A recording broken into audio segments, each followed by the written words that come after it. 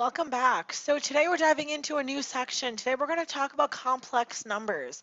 Now the awesome thing about this section is, remember we've always been saying, well, when you try to take the square root of a negative, it doesn't work. You can't solve that equation. Well, now we're going to teach you how it's possible. I'm going to be giving you stuff that looks like this today. All right, so you can try to solve that using square roots.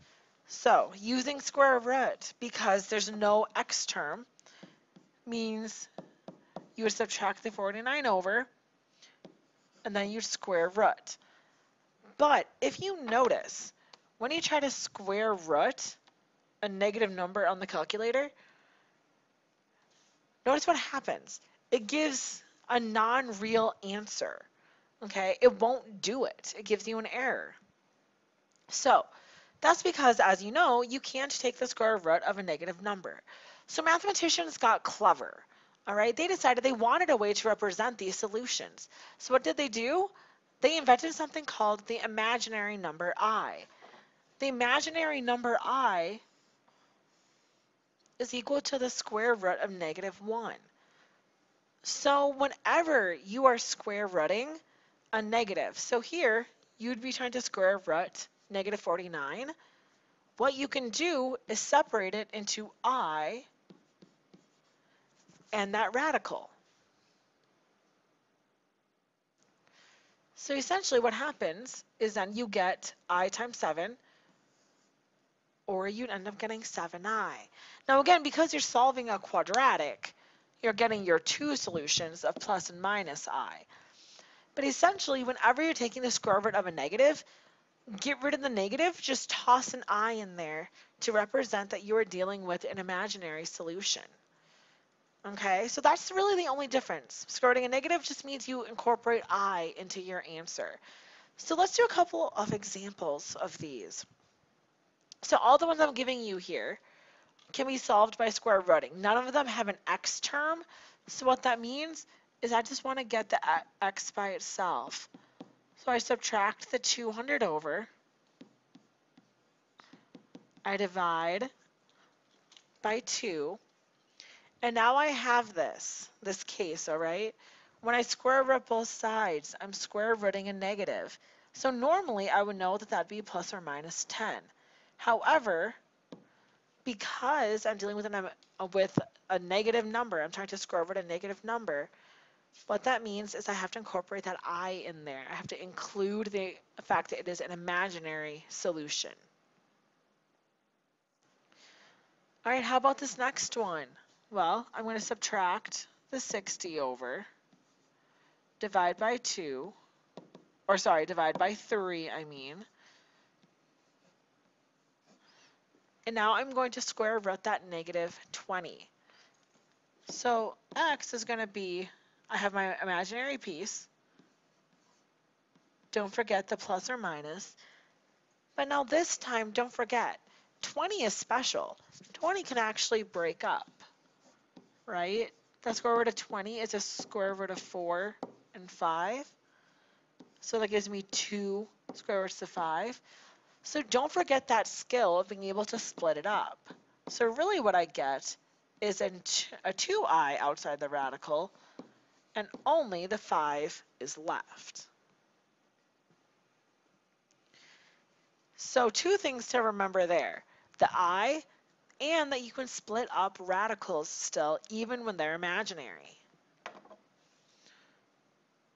So let's take a look down here. Again, there's no x term, which means I can simply add the 50 over.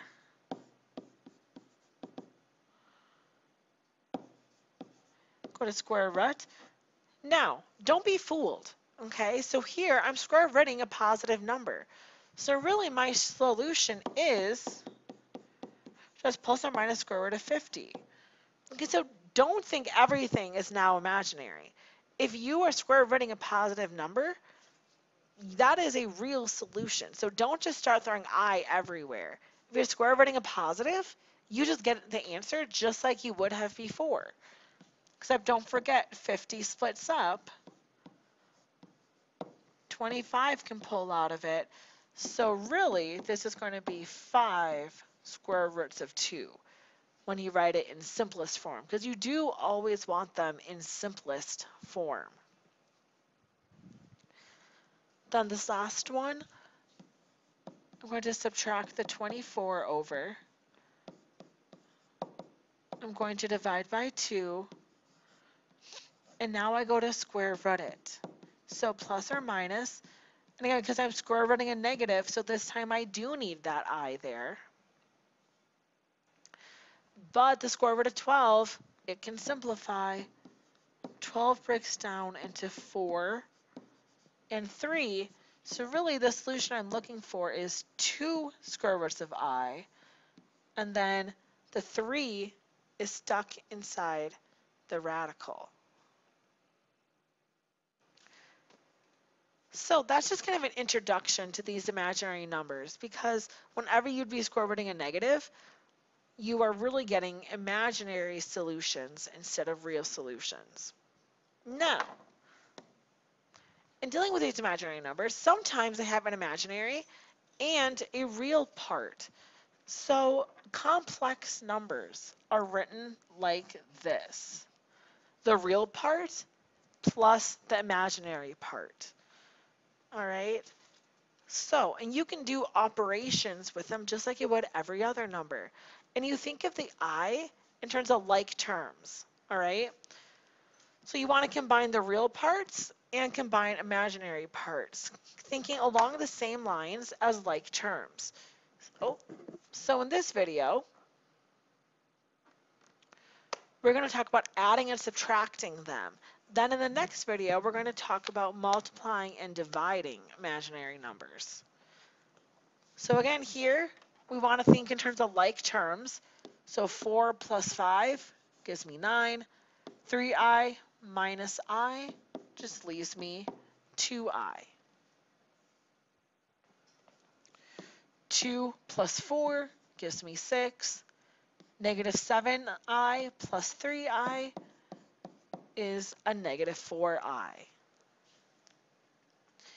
Here with subtracting, don't forget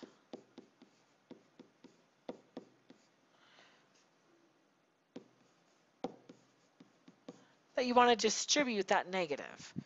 So 1 minus 3 is a negative 2. 6i minus 2i is a positive 4i. So don't forget to distribute that negative throughout. So same thing here.